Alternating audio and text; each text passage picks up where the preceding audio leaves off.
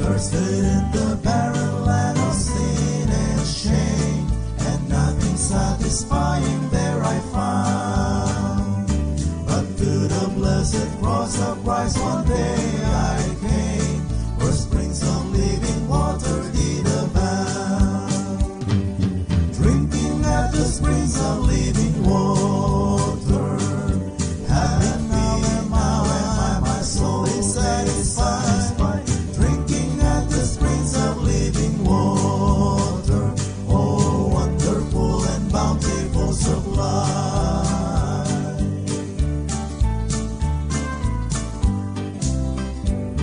How sweet the living water from the hills of God, it makes me glad and happy all the way.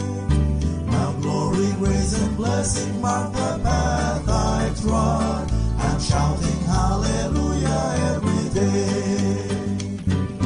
Drinking at the springs of living water, and now my soul is satisfied. Drinking at the springs of living water, oh wonderful and bountiful supply.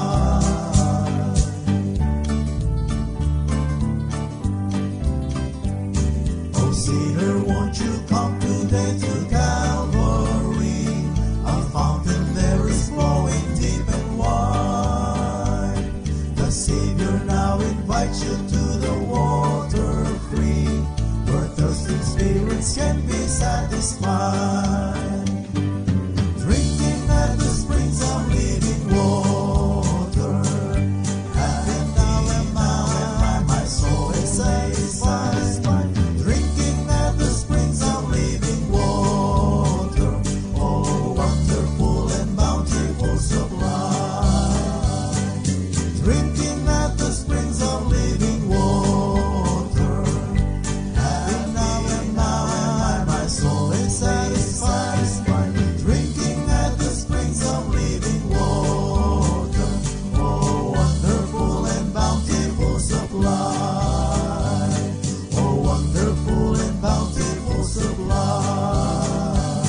Oh wonderful and bountiful supply.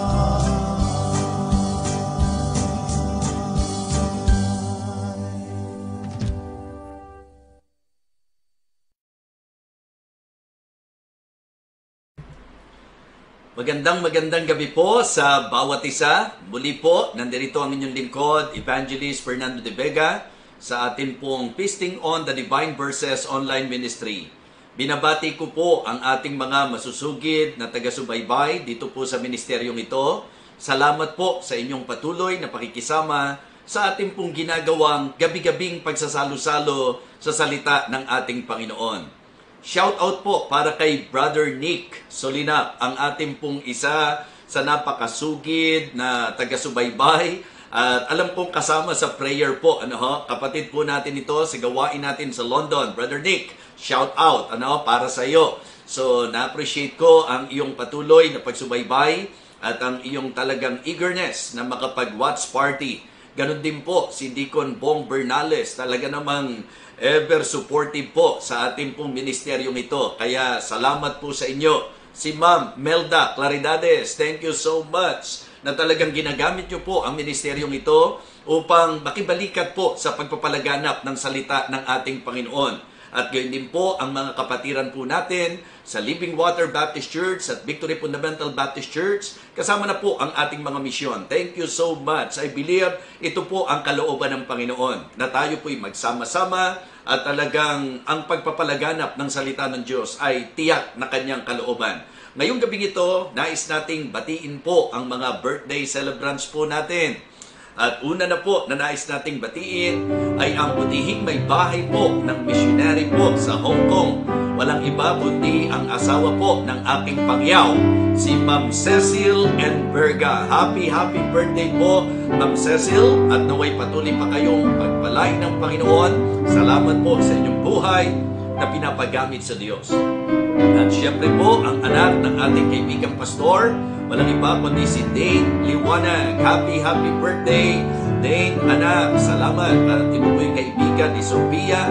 Kaya pinupuri ko ang Panginoon na kayo ay nabati natin dito sa ating pong ministeryo. We would like to greet also si Bethel Cepeda. Happy birthday, Bethel, sa lugar po ng Batangas. At syempre pa, nais nating batiin si Jamie Flores. Happy birthday. Anak po yan ng isa sa matinding singer po natin. Hindi lamang sa feasting, kundi sa mga services. Anak po nila Brother Manny Flores at Sister Lilibet.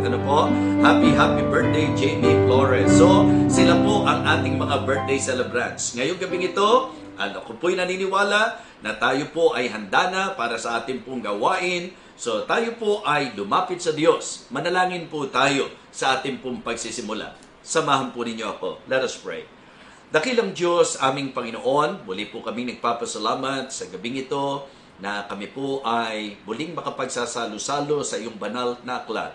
Lalo na po sa topic na tatalakayin po namin ngayon. Ito po'y napapanahon dahil po sa buwan na ito na ang kaisipan ng tao ay nasa ganitong season, Panginoon.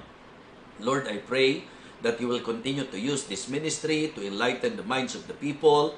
And please, Lord, makita po namin ang importansya ng pagtiyak ng kaligtasan, ng buhay na walang hanggan, na iyo pong libreng ipinagkakaloob sa sinumang mananampalataya. Dakilang Diyos, ngayong gabing ito, nais po naming hilingin sa iyo na ikaw po ang magbigay kalakasan sa aming mga kamanggagawa. Patuloy mo pong palakasin si Bishop Bonard Sandaya. Magandang kalusugan po ang panalangin namin para sa kanya. Kasama na po ang kanyang butihing may bahay, si Ma'am Linda. Patuloy mo po silang gabayan at ang buong pamilya. Panginoon, palakasin mo po ang pamilyang ito. O aming dakilang Diyos, hiling din po namin ang aking pong matalik na kaibigan, si Pastor Darlucio, nawa talagang completely maayos na po ang kanyang naging eye surgery, Panginoon.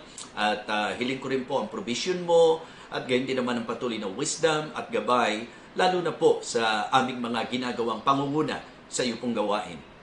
Dakilang Diyos, hiling din po namin si Pastor Rick Bernardo, na palakasin mo po siya, pagalingin mo po siya. Sa iyo ko po ipinagkakatiwala, nahihipuin mo po siya ng iyong makapangyarihang kamay at gagamitin mo po ang gamot na kanya pong tinete.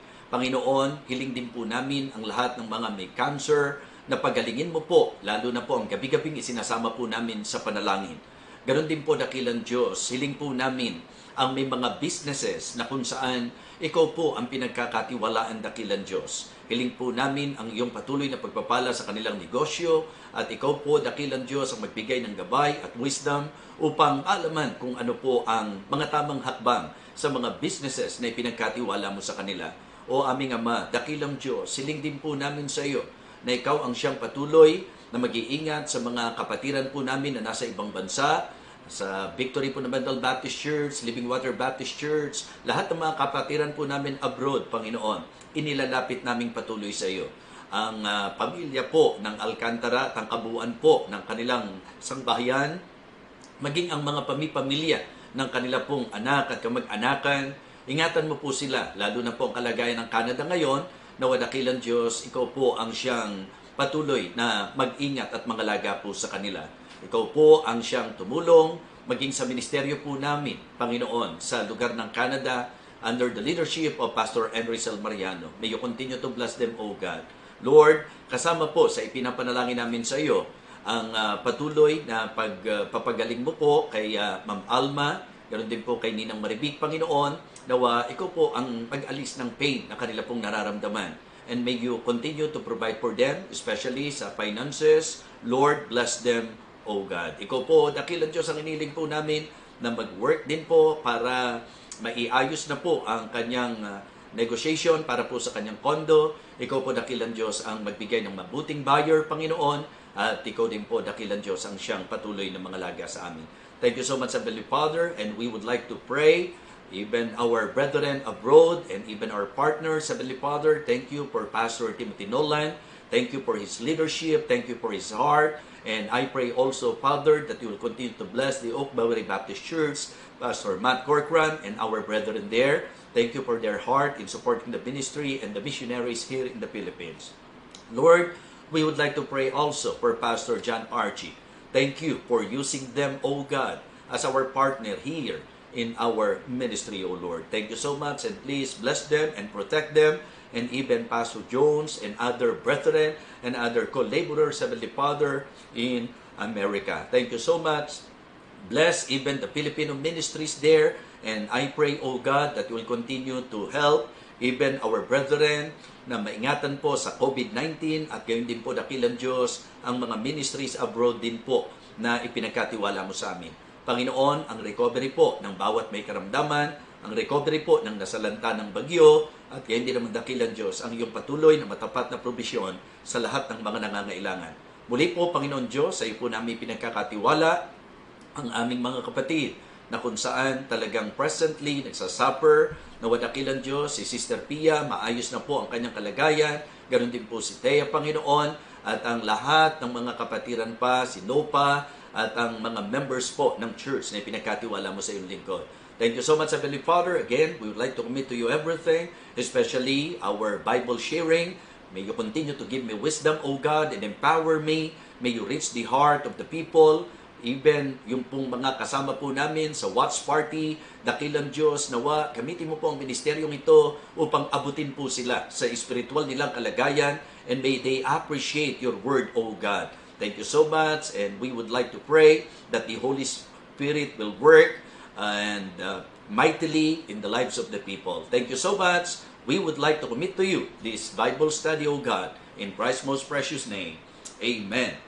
Amen. Okay, this time tayo po ay dadako na sa special number, at pagkatapos po nito ang ating pong Bible sharing.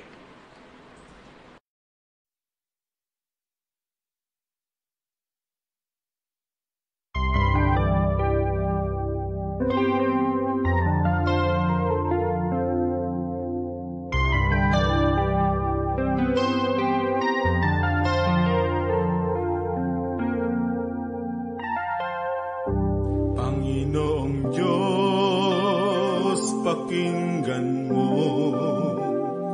bugso ng puso kong umaawit sa'yo, lagi kang sasambahin, ngalay pupurihin, di malirik ang pag-ibig mo sa akin.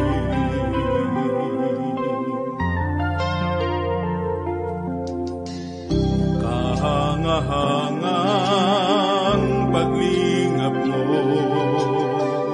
sa isang katulad kong nagkulang sa'yo. Sa bingit ng kamatayan ako'y iniligtas, di nagpala sa pag-ibig mo't habang. O Diyos, sa bawat tagumpay, turuang magbigay ng papuring alay. Aming Diyos, kabiguan man din, sumaaking piling, ako may akayin.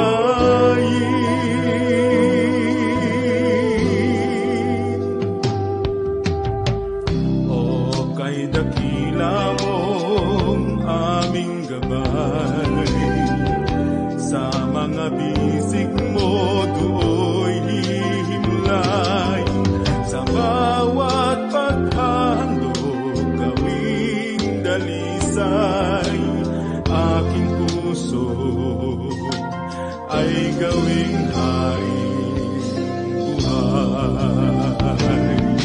O Diyos, sa bawat tagumpay, turuang magbigay ng papuring alay.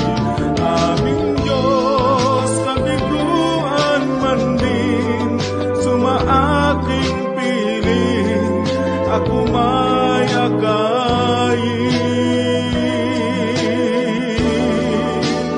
Aming Diyos, turuan akong magtiwala sa'yo sa lahat ng landas ko.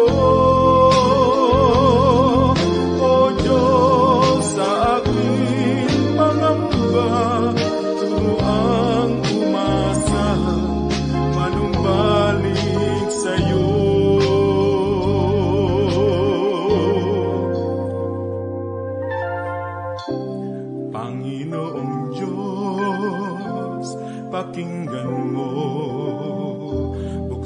ng puso kong umaawit sa'yo.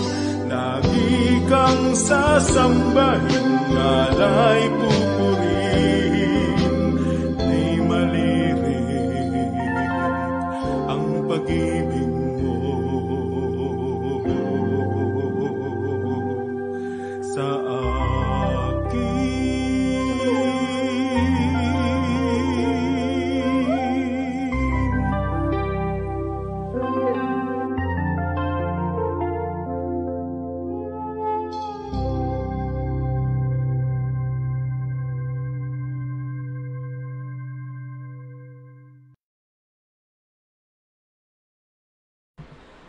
Amen. Brother Randy, thank you so much sa iyong napakagandang tanging bilang.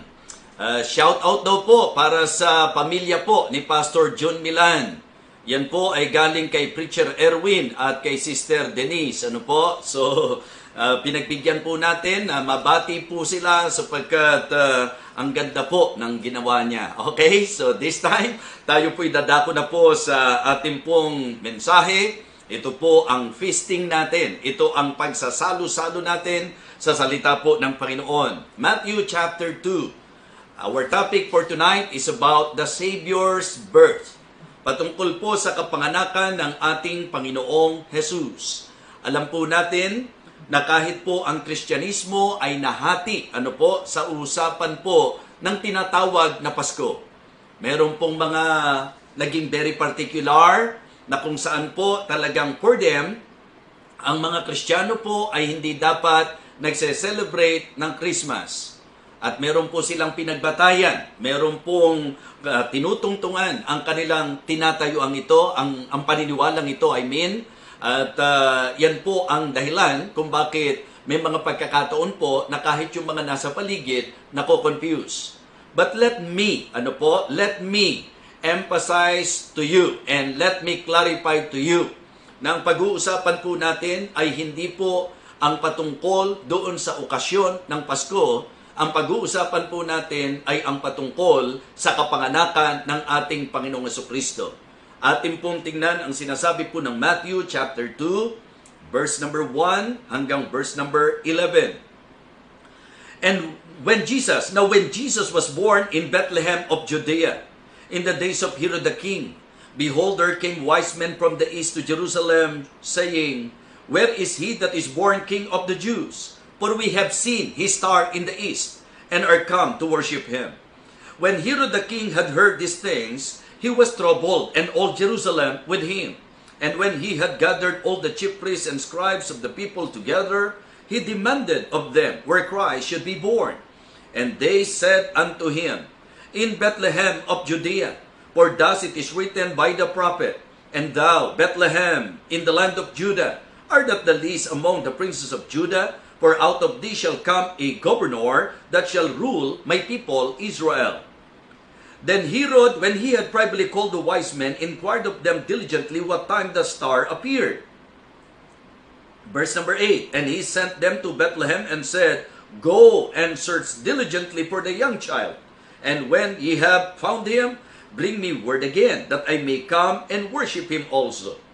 When they had heard the king, they departed, and lo, the star which they saw in the east went before them, till it came and stood over where the young child was. Verse number 10, When they saw the star, they rejoiced with exceeding great joy.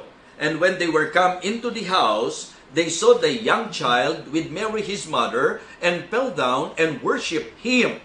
And when they had opened their treasures, they presented unto him gifts, gold, and frankincense, and myrrh. Tayo po ay lumapit sa Diyos upang gabayan po tayo sa ating magiging pag-aaral. Dakilang Ama, salamat po sa iyong salita na ihahayag sa amin ngayong gabing ito. Lord, I pray that you will continue to give me wisdom, that I may share your word with clarity, O God. Empower me, O Lord. Fill me with your Holy Spirit. And please, ikaw po ang umabot sa bawat isa. Magligtas ka po ng mahalagang kaluluwa, Panginoon, na ang bawat isa, dakilang Diyos na makikinig ngayon, ay magkakaroon po ng bukas na puso at pandinig sa katotohanan. Bless us, O Lord, we pray. In Christ's most precious name, Amen. Amen. Okay, so, uulitin ko po. Para sa akin po, yung pong mga dahilan kung bakit po may mga ilan na napaka-dogmatic at particular na medyo kinu-question po, even Christians, na nagbibigay pansin sa okasyon pagka po buwan ng Disyembre. I know that all of you will agree with me that one of the most popular occasions, sa napakaraming okasyon po, ito po yung tinatawag na nakamulatan po nating Christmas. Pero ang problema po, yung pong Christmas sa konseptong Kristiyano at yung Christmas sa konsepto ng mundo ay magkaiba. Okay? Bagamat ako'y naniniwala na rooted sa tinatawag nating pagan belief, ito pong Christmas celebration ng hindi po Kristiyano, pero for me, as Christian, ginagamit natin itong pagkakataon that if the people are also aware na may panahon na isinilang po ang ating Panginoon. Kasi kahit naman po pagano ang konsepto nila, hindi naman po tayo nagkakalayo sa katotohanan na pag pinag-uusapan ng Pasko, ang iniisip ng tao, kapanganakan ng ating Panginoong Jesucristo. So that is the reason why, in my perspective, it is good to take this opportunity to somehow share the very, very important truth of the Bible, and this is about the birth of our Lord Jesus Christ. So kaya po, wag nyo akong pagkakamalian. My intention tonight is to emphasize to the people, sa bawat isa po sa atin, the truth about Jesus' birth. Yung katotohanan po patungkol sa kanyang kapanganakan. At syempre po, may mga ilang pong masasabi po nating punto, argumento na imposible wika na ipanganak si Jesus ng Disyembre. Well, pati po ang date ng kanyang kapanganakan, hindi ko po problemahin yan sapagkat wala naman pong clear record yung pong kailan. Wala po tayong mababasa sa Biblia na date kung kailan siya ipinanganak. So it is not the date issue. It is not the issue of the date. It is actually about the doctrine. Siya ba ay totoong ipinanganak? Kung siya po'y totoong ipinanganak, yung pong date, hindi po yan big deal para sa akin. Ang importante ay yung tiyak na sa Bible, totoo na siya po ay ipinanganak. At ang ating pong passage na binasa ay passage na kung saan may kukonsider nating one of the records, na nagpapakita ng kapanganakan ng ating Panginoong Hesukristo. Uulitin ko po, kaya naman po sa bandang Disyembre po natin pinag-uusapan ng bagay na ito sapagkat ang kaisipan po ng tao ay medyo natutuon patungkol dito sa kanyang kapanganakan dahil nga po sa paniniwala po nila na ito po ang okasyon. Okay? Yung pong Pasko na kung saan sinasabing ito raw po ay pagsilang ng ating Panginoong Jesucristo. So please, let us listen very carefully sapagkat naniniwala po ako na ang isang tunay na mananampalataya, ang pinaka-heart's desire ay ang magkaroon tayo ng pagkakataon na maibahagi po natin ang patungkol sa katotohanan ng salita ng Diyos. Ang ating pong sinesentruhan sa ginagawa po nating pag-aaral, mga minamahal, ay ang katotohanan ng kapanganakan ng ating Panginoong Hesukristo. So tingnan po natin ang ilang mga bagay dito po sa ating passage na binasa. Kung titingnan po natin sa Matthew chapter 1, maganda po na makita nyo yung lineage. And then, doon po sa paglalahad, ang sabi ng verse number 18, now the birth of Jesus Christ was on this wise.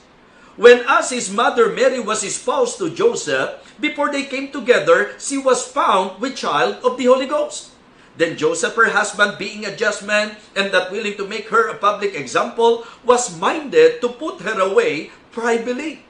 But while he thought on these things, behold, the angel of the Lord appeared unto him in a dream, saying, Joseph, thou son of David, fear not to take unto thee Mary thy wife, for that which is conceived in her is of the Holy Ghost. And she shall bring forth a son, and thou shalt call his name Jesus, for he shall save his people from their sins. Now all this was done that it might be fulfilled which was spoken of the Lord by the prophet, saying, behold, a virgin shall be with child, and shall bring forth a son, and they shall call his name Emmanuel, which being interpreted is God with us. Then Joseph, being raised from sleep, did as the angel of the Lord had bidden him, and took unto him his wife, and knew her not until she had brought forth her firstborn son. And he called his name Jesus. So ang Matthew chapter 1 ay nagbigay sa atin nung masasabi po nating kwento kung papaano po ang pangyayari, mga minamahal.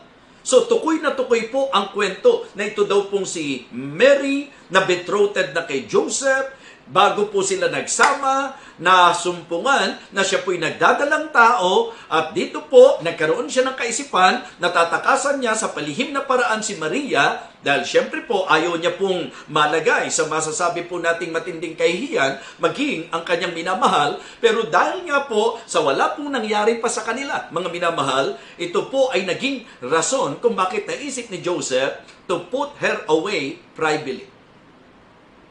Pero ang sabi ng Bible, while he thought on these things, kinausap po siya ng anghel ng Panginoon at ipinaliwanag sa kanya. At ito po, mga minamahal, ang isa sa nagpapakita ng pagkamakadiyos nito pong si Joseph because Joseph listened to the message of the angel. And because of that, sumunod po siya, mga kapatid. At kanila pong pinanindigan na bagamat sila po ay hindi para pagbawalan na magsama, pero nangyari po na tiniyak ng Bible that before they came together, ang sabi po, mga kapatid, sila po ay nasumpungan. Si Mary po ay nasumpungan nagdadalang tao, pero sa huling talata po, niliwanag po, and knew her not till she had brought forth her firstborn son. So sa usapan po ng kapanganakan ng ating Panginoon Kristo, ang tinatayuan po nating matibay na doktrina is about the virgin birth of our Lord Jesus Christ. Ito po yung tinatawag nating supernatural birth. Sapagkat hindi po ito kapanganakan doon po sa masasabi nating kalakaran na meron pong magmimit po yung pong cells ng lalaki at babae, yung egg cell and sperm cell, bunga ng kanilang sexual intercourse, and then mabubuntis po. Pag nagtama po yan, mabubuntis po yan, mabubuo. Tiniyak po sa atin ng Bible na hindi sa ganung paraan nabuo ang ating Panginoong Kristo. Ang sabi po, conceived by the Holy Ghost. So this doctrine is very important because may kinalaman po ito sa usapan ng kaligtasan. Kaya nga ngayon po, sa chapter 2, sa text natin, ang ipinakita po natin mga kapatid ay ang tala na kung saan napabalita po ang kanyang kapanganakan at tinataya po na halos less than 2 years mga kapatid. Sa pangyari pong yan, mga around 2 years, narito po ang record sa chapter 2. Nang sabi po ng Bible na when Jesus was born in Bethlehem of Judea in the days of Herod the king, behold, there came wise men from the east to Jerusalem saying, where is he that is born King of the Jews? For we have seen his star in the east and are come to worship him. So may mga pantas na lalaki na kung saan hinanap po ang ating Panginoong Jesus. So sila po ang unang gusto kong gawin punto sa ating pong mensahe ngayon. At tutukuyin po natin sila na sila po ay mga godly seekers. Sila po ay mga makadiyos na kung saan hinahanap nila ang isinilang na Mesiyas. Hinahanap po nila ang ating Panginoong Hesukristo. Mga kapatid, gusto kong sabihin sa inyo na sa tala po ng Romans chapter 3, ang sabi po ng Bible sa verse number 10, walang matuwid, wala kahit isa. Walang gumagawa ng mabuti, wala kahit isa. Walang humahanap sa Diyos. Ang lahat ay pawang nagsilihis. Mga kapatid, mga minamahal, isang napagandang bagay na mapansin po natin sa mga wise men, doon na tayo sa kung ano yung sinabi ng Bible. Kasi po ang tradisyon, sinasabi po, 3 kings di po ba? Well, pwede naman po na matamang sila po'y mga hari. Okay? Pero ang ipinakita po sa bilang na 3, yung gifts. Hindi naman po sinabing 3 hari. Hindi naman po sinabing, mga kapatid, di ba, 3 wise men. Hindi pinangalanan silang 3 Opo. Pero isipin nyo po, ang hari po ba'y maglalakbay ng sila lang? Diba? What I mean to say, kung mga considerations po ang pag-uusapan natin, hindi po strictly sasabihin natin 3 lang po talaga sila. So ang definite, 3 po yung regalo. Pero ang gusto ko po na bigyan ng emphasis, ang sabi po ng Bible, sila po'y wise men. Wise men, sa idea po na sila po ay mga astrologers, mga nag-aaral po sila tungkol sa masasabi po nating bituin, mga kapatid, at sila po ay mga magi na tinatawag, mga kapatid. So sila po ay mga pantas. Pero alam nyo po, deeper than that, sa pagbibigay po ng pansin sa pagiging wise nila, for me, ang nagbigay ng mas matinding pagpapatibay na sila po'y mga pantas because they are seeking for the right person. Talagang ang hinahanap nila yung Jesus na isinilang. Mga kapatid, mga kaibigan, sa buhay na ito, kamusta po tayo? Sa kaabalahan ng tao, meron pa bang panahon na kung saan hanapin ang Diyos sa kanilang buhay, hanapin ang Panginoong Jesus sa kanilang buhay? So ito ang unang gusto kong bigyan ng ating pong pagdidiin sa ating pong puntos, the godly seekers. Ang sabi po nila, okay, itong wise men na ito, saying, where is he that is born King of the Jews? For we have seen his star in the east, and are come to worship him. So ang kanilang intensyon ng paghanap sa isinilang, ang ating Panginoong Jesus, ay upang kanilang sambahin. At ito po'y pinatunayan sapagkat sa verse number 10, ang sabi po, and when they saw the star, they rejoiced with exceeding great joy. And in verse number 11, and when they were come into the house, they saw the young child. Sino po yun? The Lord Jesus Christ. They saw the young child with Mary, his mother, and fell down and worshiped Him. So yung wise men, hinahanap po nila ang Panginoong Jesus to worship Him. At ito po'y pinatunayan sapagkat nung kanila pong nasumpungan, sinamba po talaga nila. Alam niyo naman doon sa passage natin, di ba? Si King Herod, sabi niya, pakahanapin yung mabuti kung saan siya pinanganak para makasamba rin ako. Pero hindi sincero. Mga minamahal, ang pagiging pantas nito pong ating pong tinukoy na magi, ito pong wise men na ito, ang pagiging pantas po nila ay hayag na hayag para sa akin, lalo na sa spiritual na aspeto, sapagkat hinahanap po nila ang tunay at ang tamang persona. They are seeking, di po ba, for Jesus. Hinahanap nila ang ating Panginoong Hesukristo. At ang sabi po, they worship Him. So tayo po sa ating pong buhay, magandang mag-evaluate po tayo. Ito po, liliwanagin ko lang po sa inyo. Ang intention po is not to offend anyone. Okay? Wala po akong magagawa kung ma-offend po kayo. But I would just like to share the truth. Ito po ang tawag sa kanila, wise men. Okay? Mga pantas po ito. Nung sila po ay pumasok, nung nakita nila yung star, tuwan-tuwa po sila. Okay? Tapos nung pumasok po sila, nakita nila. At sino po ang tinukoy na nakita? And when they were come into the house, they saw the young child with Mary, his mother. In-specify po na ang nakita po nila, nung sila po'y pumasok, yung pong bata, yung sanggol, at ang sabi po, mga kapatid, walang iba kundi si Mary.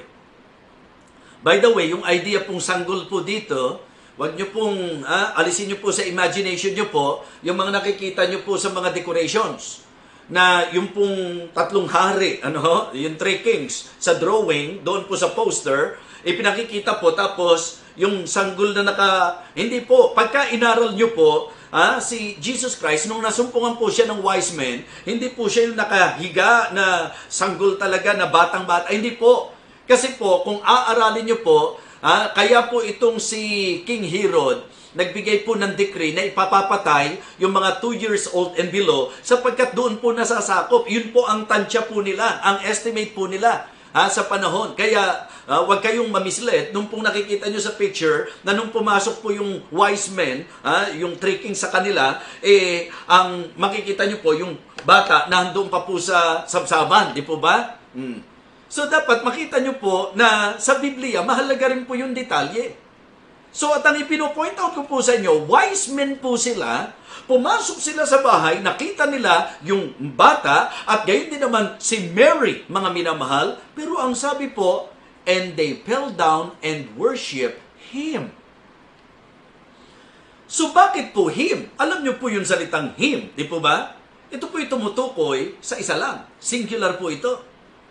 At pagka po him, lalaki po yan, di po ba?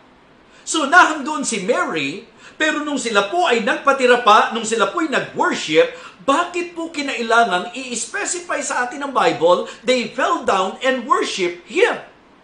Don't get me wrong, katulad po nung aking sinasabi po sa inyo, ako po'y may mataas na regard kay Mary. At hindi lang regard, kundi paghanga. Matindi po ang paghanga ko kay Maria. Para sa akin po, isa siya sa magandang ehemplo na dapat pong tularan ng napakaraming mga tao, lalo na yung mga Kristiyano. Sapagkat doon po sa binasa ko sa inyo sa Matthew chapter 1, hindi po biro ang talagang ginampanan po ni Mary na talagang nag-risk. Nalagay po sa risk ang kanyang buhay, yung kanyang pong love life, hindi po ba? At ang kanyang loved ones.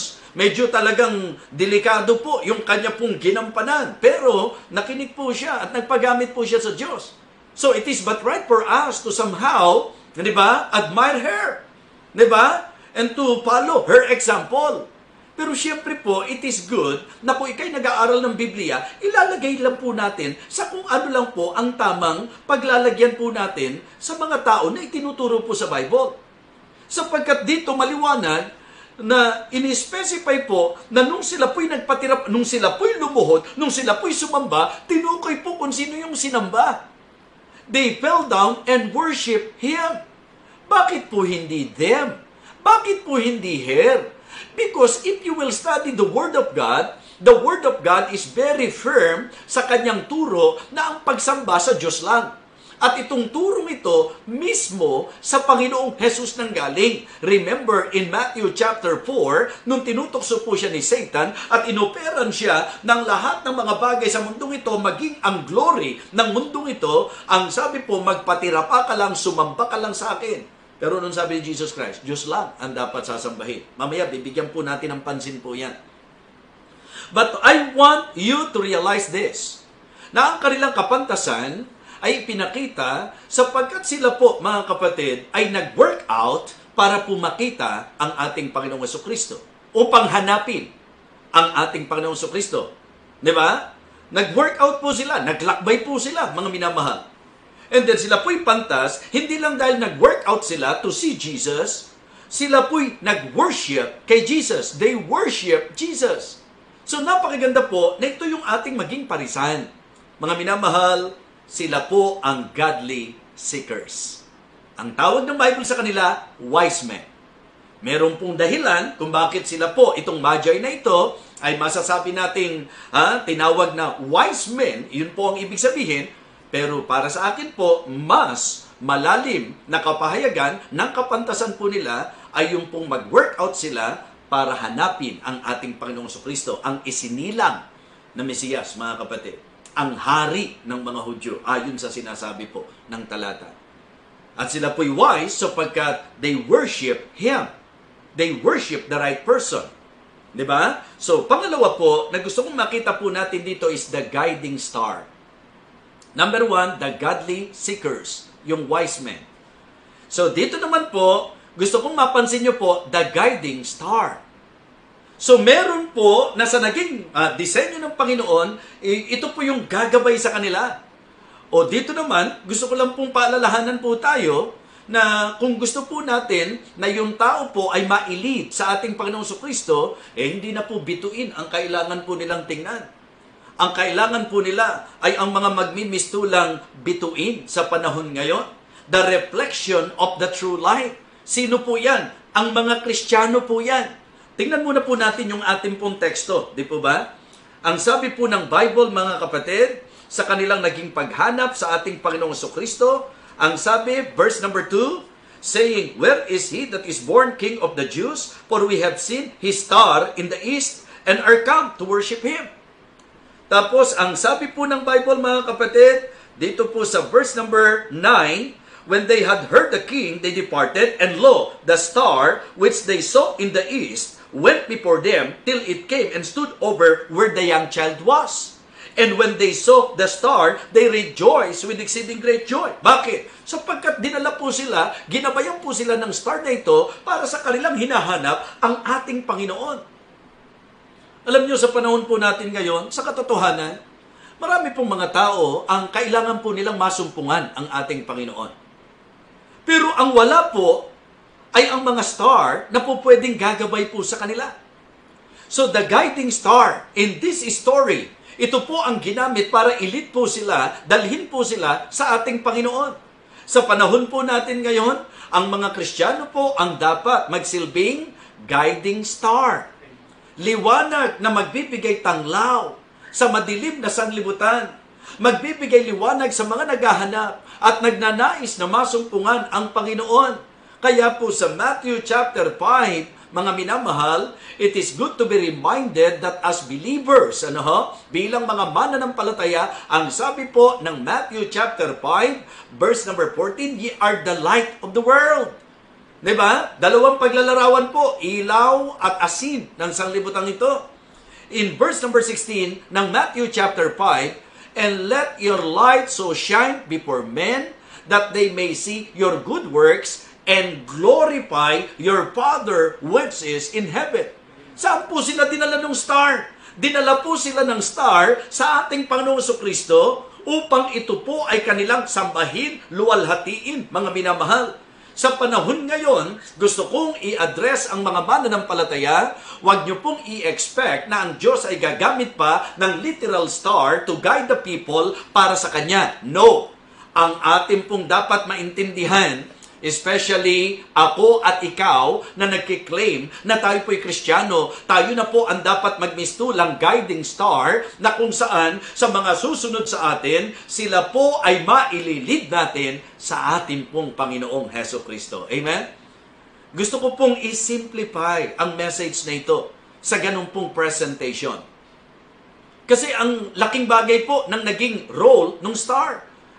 Yung naging bahagi po ng star dito po sa mga naghahanap sa ating Panginoong Jesucristo. Ito pong mga pantas na lalaking ito ay ginabayan ng tala upang mapunta po sila sa kanilang hinahanap. Walang iba kundi ang ating Panginoon. Napakasarap na tayo po ay dumating doon sa pagkakataon na dahil tiningnan po tayo ng tao, habang tinitingnan po nila tayo, habang sinusundan po nila tayo, sila po ay naililid natin sa ating pong Panginoong Jesucristo. Amen? Diba? Let us pray to God na sa panahon ngayon pong Disyembre, uulitin ko po, hindi na natin kailangan magdebate. Kung Kristiyano tayo, huwag tayo magdebate tungkol sa Pasko. Kung Kristiyano tayo, let us take this opportunity, let us use this opportunity. Anyway, ang nasa isip ng tao, isinilang ang ating Panginoon Jesucristo. Grab this opportunity to share the message that Jesus Christ was really born, and please tell them na ang Jesus na ito, siya po yung God and Savior. Diba? So, yun ang ating pong nais na tukuyin naman ngayon sa pangatlong puntos po natin. That the Lord Jesus Christ, He is actually God and Savior. Or God, our Savior. Ang sabi po, pansinin, ang linaw-linaw po sa verse number 18. Now, the birth of Jesus Christ was on this wise. Diba? When as his mother Mary was espoused to Joseph, before they came together, she was found with child of the Holy Ghost. Then Joseph, her husband, being a just man and that willing to make her a public example, was minded to put her away privately. But while he thought on these things, behold, the angel of the Lord appeared unto him in a dream, saying, Joseph, thou son of David, fear not to take unto thee Mary thy wife, for that which is conceived in her is of the Holy Ghost. And she shall bring forth a son, and thou shalt call his name Jesus. For he shall save his people from their sins. Alam niyo po mga kapatid, ang pakikipag-usap na ito ng anghel ay mahalagang mag-lead po sa atin sa presentation din po kung sino po si Jesus Christ na sinapupunan po ni Mary. Sino po ba yung Jesus Christ na yun? Ang sabi po, conceived by the Holy Ghost. Hindi po ba? So, hindi po siya bunga ng sexual intercourse. Tinitiyak ko po yan because of the reaction of Joseph. The reaction of Joseph is one of the proofs na talagang wala siyang ginawa kay Maria. Sa panahon pa natin ngayon, mahirap maniwalang basta-basta sa ganyan. Pero alam po ninyo, ang Biblia ang nagdeklara na siya po'y matuwid na lalaki, kaya hindi po nangyari na nasipingan po niya si Mary. At ito ang rason kung bakit napili po si Maria. Hindi po dahil sa siya po ay sinless, hindi po. Katulad rin po natin siya, typical na tao po siya. Pero siya po'y well-favored. Ibig sabihin, binigyan ng pabor ng Panginoon. Bakit po ang ginamit na salita? Lagi po ito sinasabi ko, ano ho? Because sometimes, ang problema po ng iba, masyado pong inelevate naman ang gusto po si Mary, na kung saan, kung Biblia po ang pag-uusapan natin, medyo delikado na po yun. Kasi, si Mary po, kaya po ang tukoy sa kanya, mapalad. Ang ginamit pong salita sa kanya, blessed art thou among women. Bakit ito tinawag na mapalad ka, pinagpala ka sa lahat ng mga kababaihan? Kung siya po pala talaga, karapat-dapat, sana po ang sinabi po sa kanya, worthy art thou among women. Pero bakit blessed po ang ginamit? Kasi nga po, siya po sa kabila ng kanyang kalagayan, bilang tao, mga minamahal, sa gagamitin ng Panginoon. Isa lang po ang kailangan magluwal kay Jesus Christ. Paano siya hindi magiging mapalad? Sa dinami-dami, siya ang pinili. Tapos sa kalagayan bilang tao, katulad din po natin siya. Mga kapatid, mga minamahal, yan ang gusto ko pong maintindihan ninyo.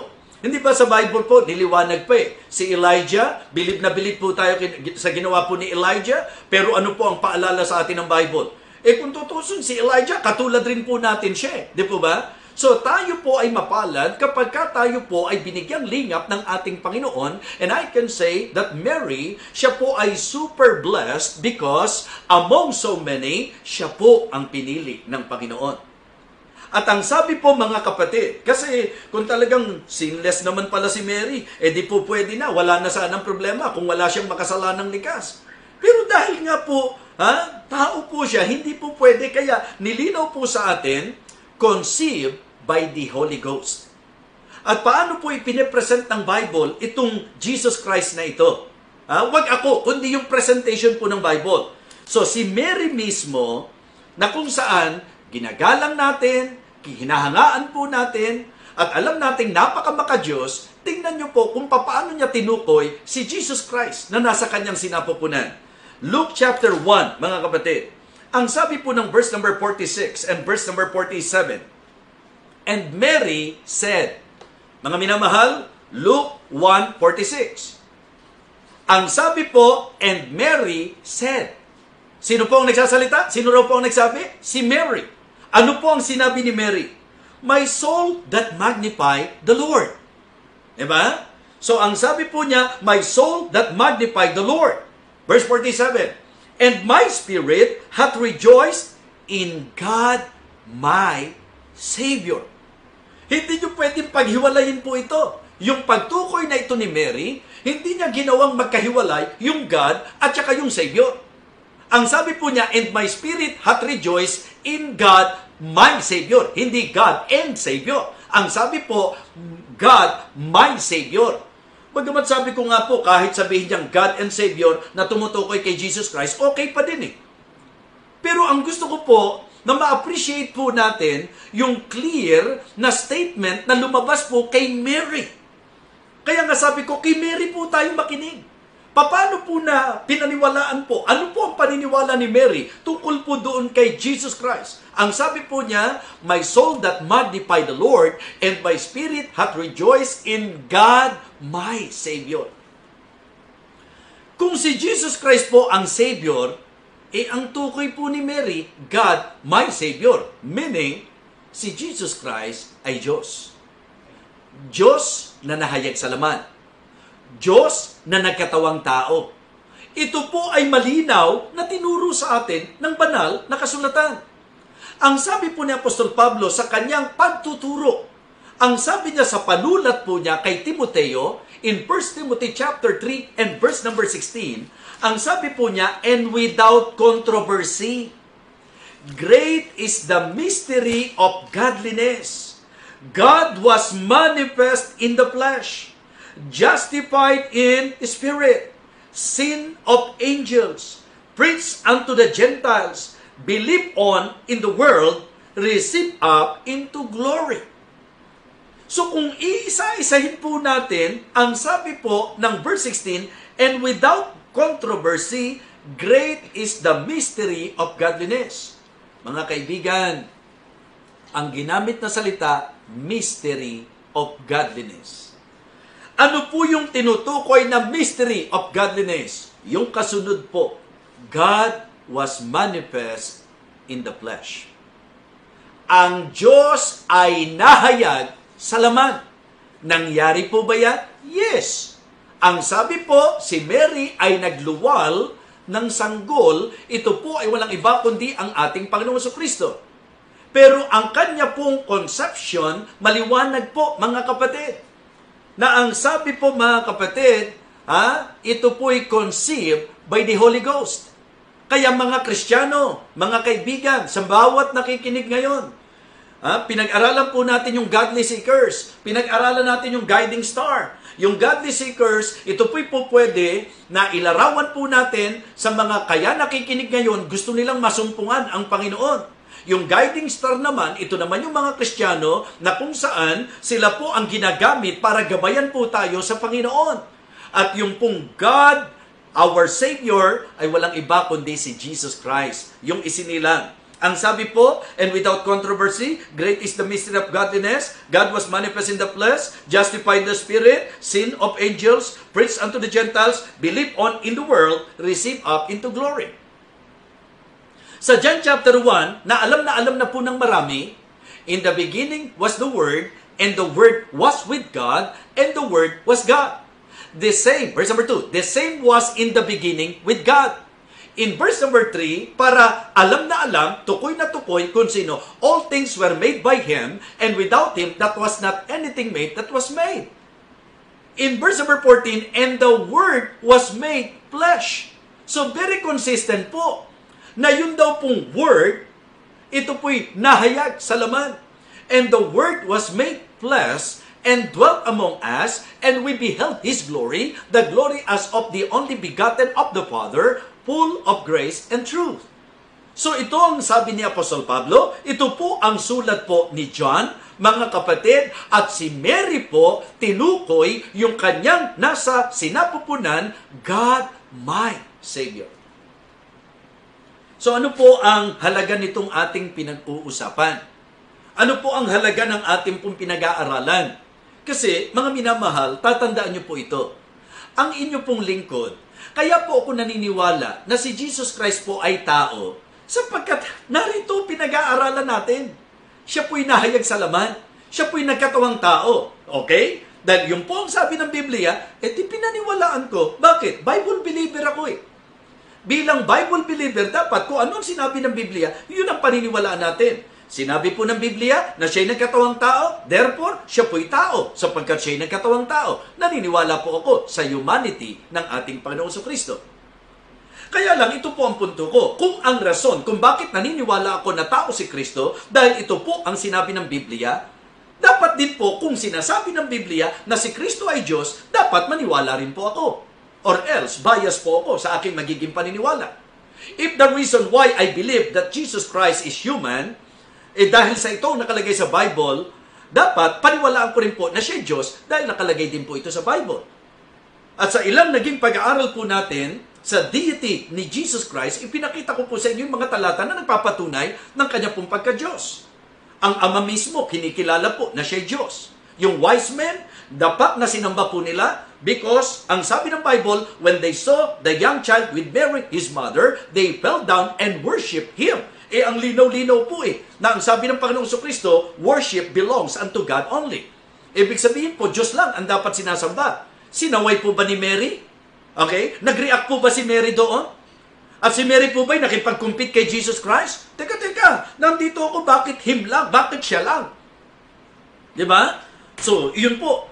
Ikalawa, kung hindi dapat sambahin si Jesus, Mary, being godly, dapat nirebuke niya yung wise men. Hindi nyo dapat sambahin yan. Pero bakit po sinamba ng wise men si Jesus Christ?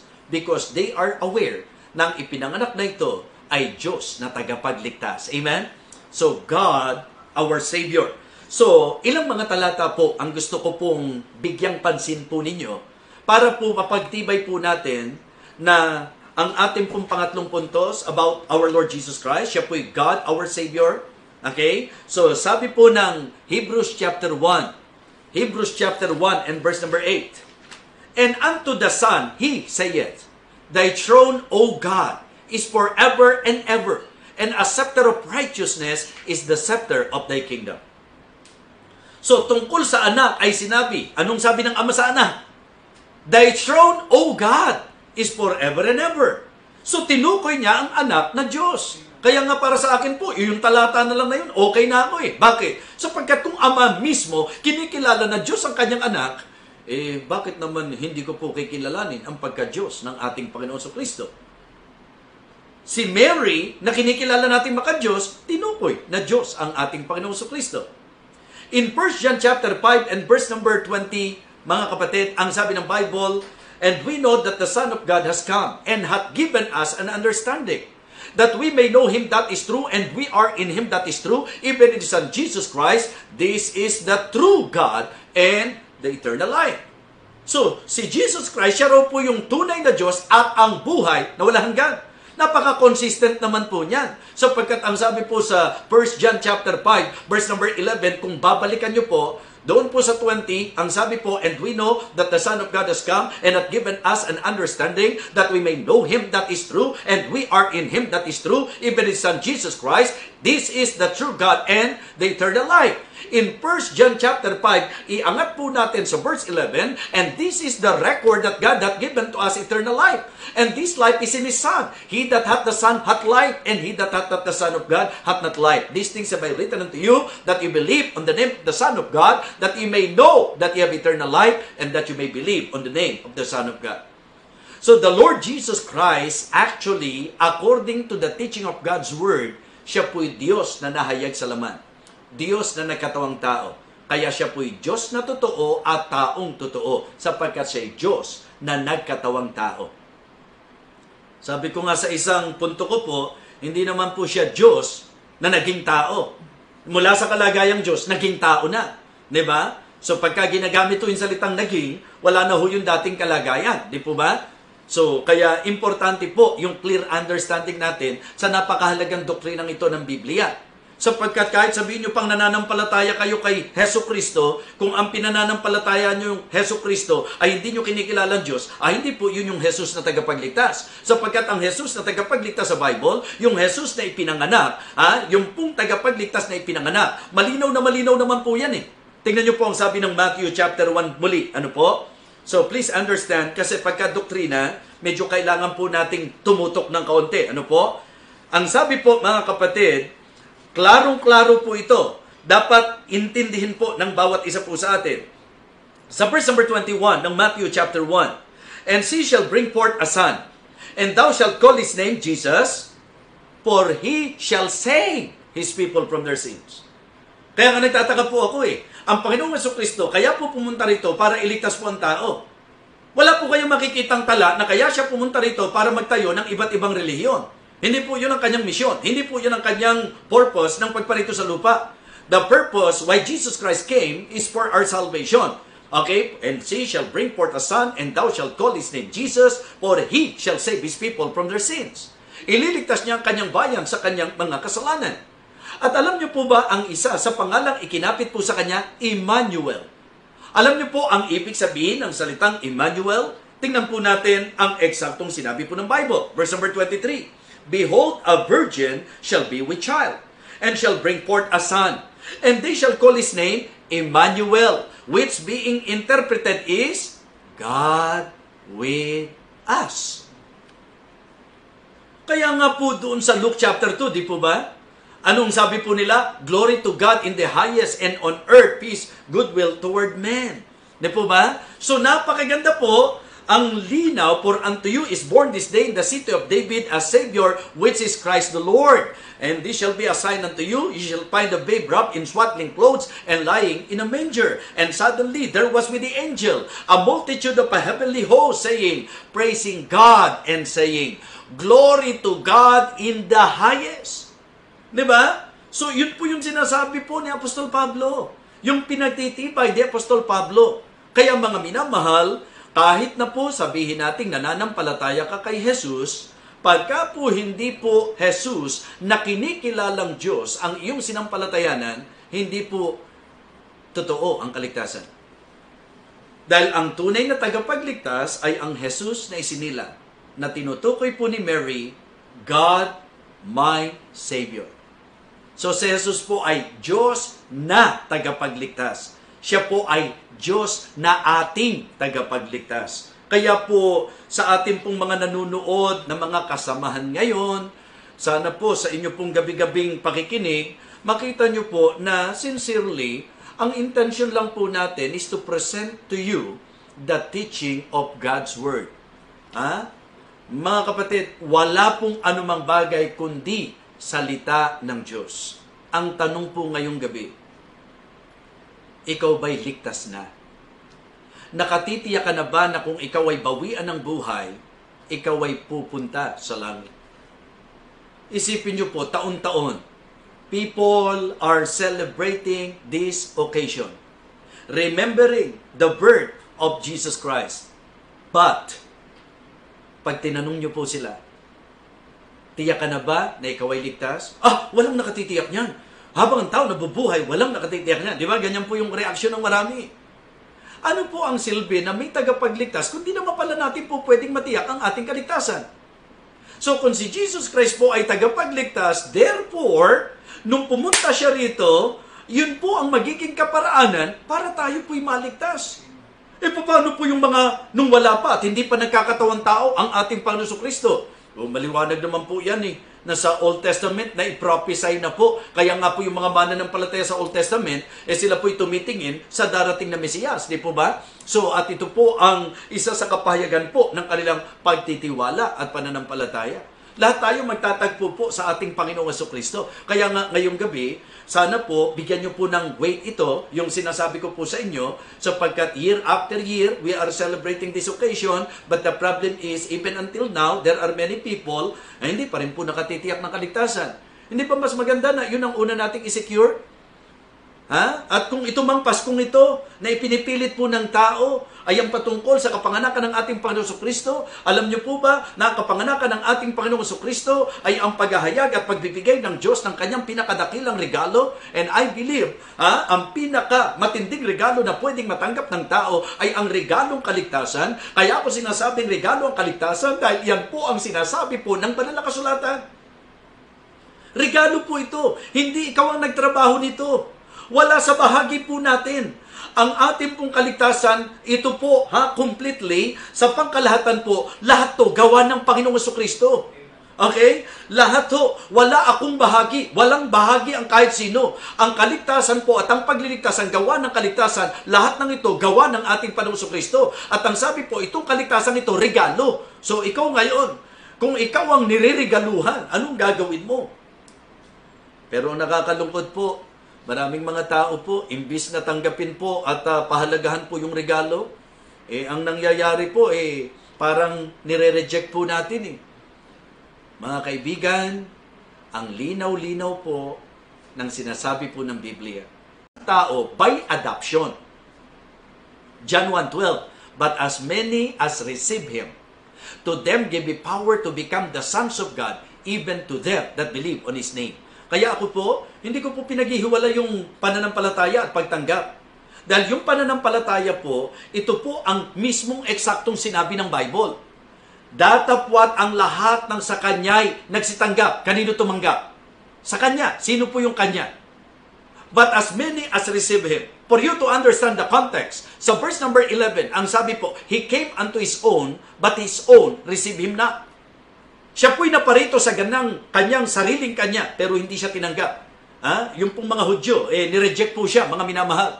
Kaya ang sabi ng verse number 12, but as many as receive Him. Yung tatanggap daw po sa ating Panginoong Jesucristo. Kaya wag niyo pong ialis yung pagtanggap.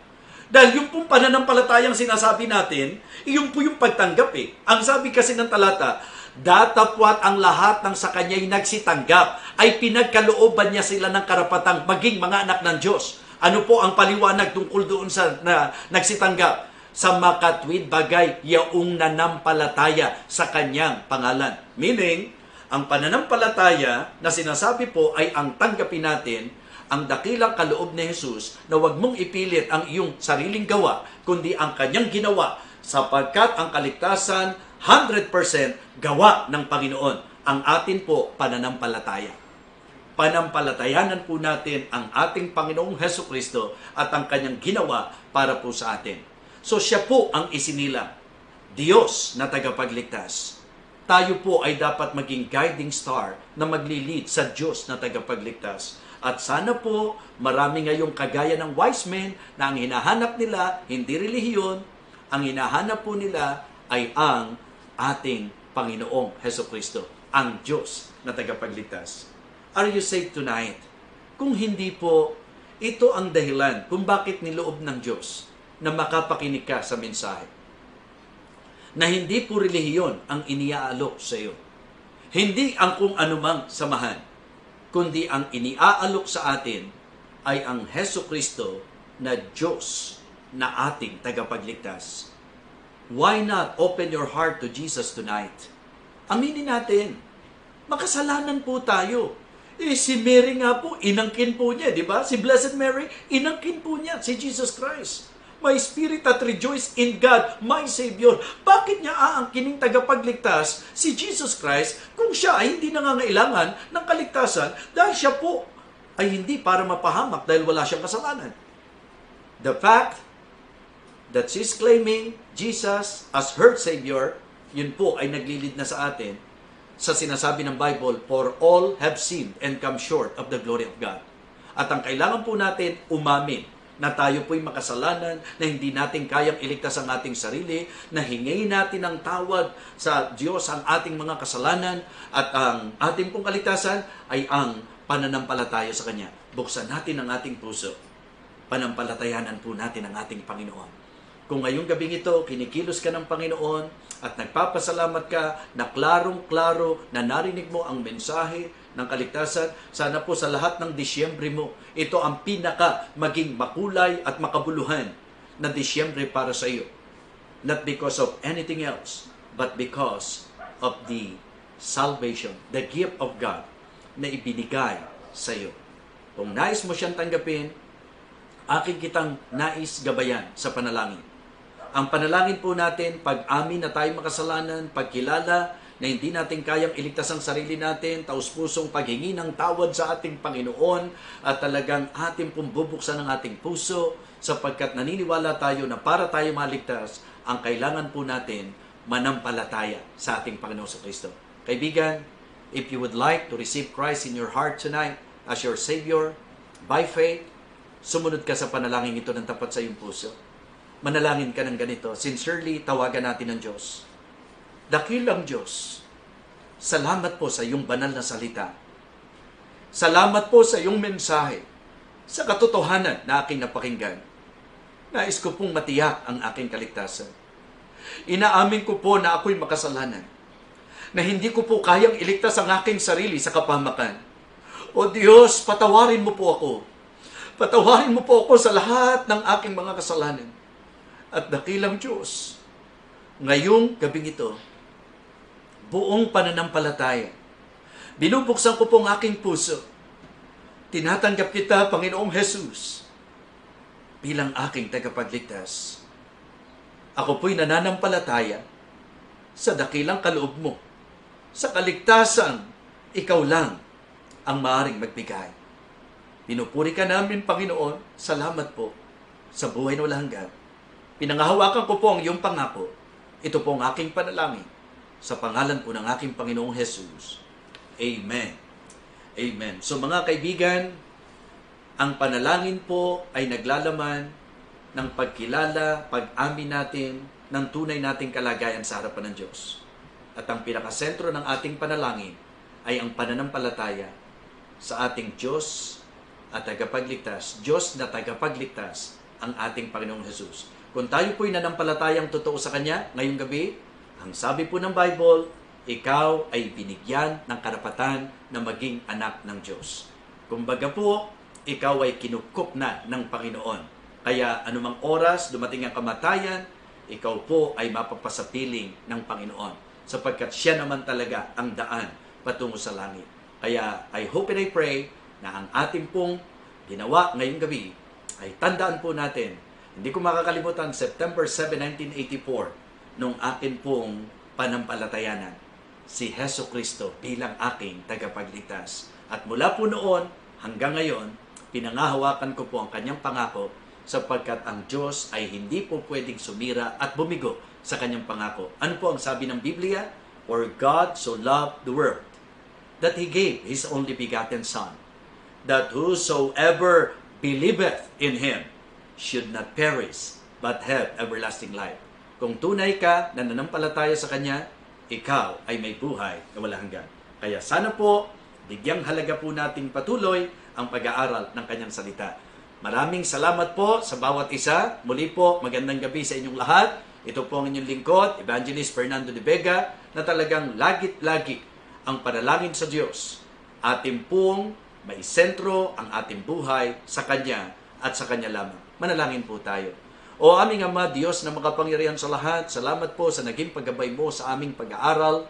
Dakilang Diyos, nawa ang Disyembre nito ay lalong maging maliwanag para sa amin, na hindi po ito sa usapin ng mga debate at pagtatalo-talo, kundi pagsentro sa isang usapin na napakahalaga. Ito po ay ang naging pagsilang ng manunubos. Lord, thank you so much for the gift of salvation. Nawa, dakilang Diyos, ang mga tunay na nanampalataya ngayong gabing ito ay manghawakan sa iyong pangakong kaligtasan. At nawa, ang bawat mga Kristiyanong nakinig ay manalangin na maging katulad kami ng guiding star na maglilid sa tao sa tamang tagapagligtas. Bless us, O Lord, we pray. In Christ's most precious name. Amen. Amen. Okay, thank you so much po. Magandang gabi po. Dito po tayo nagtatapos sa ating pong pag-aaral.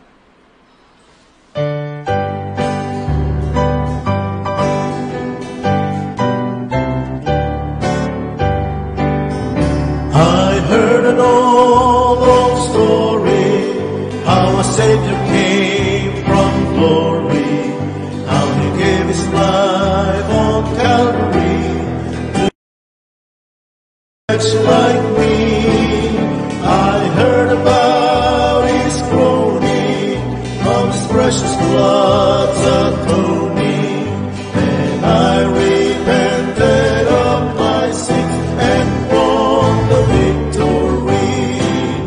Oh, victory in Jesus, my Savior forever. He sought me and bought me with His redeeming blood. He loved me ere I knew Him, and all my love is to Him. He plunged me to victory beneath the cleansing flood. I heard about a mansion He has built for me in glory, and I heard about the streets of gold beyond the crystal sea, about the angels singing and the old redemption story, and some sweet day I'll sing up there the song of victory. Oh, victory in Jesus, my Savior forever. He sought me and bought me with His redeeming